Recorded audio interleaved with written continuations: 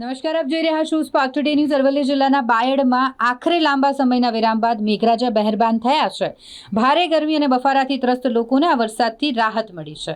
મધ્યરાત્રિથી શરૂ થયેલો વરસાદ જેણે વાતાવરણમાં ઠંડક પ્રસરાવી. છેલ્લા કેટલાક દિવસોથી બાયડ અને આસપાસના વિસ્તારમાં ગરમીનું પ્રમાણ વધી ગયું હતું અને જેના કારણે લોકો અકળાઈ ગયા હતા. ખેડૂતો પણ વરસાદની આતુરતાપૂર્વક રાહ જોઈ રહ્યા હતા. આ વરસાદ પાક માટે ફાયદાકારક સાબિત થશે તેવી આશા વ્યક્ત થઈ રહી છે. હાલ બાયડ પંથકમાં મધ્યમ વરસાદ પડી રહ્યો છે અને જેના કારણે ખેડૂતો અને સામાન્ય લોકોમાં પણ ખુશીનો માહોલ છે.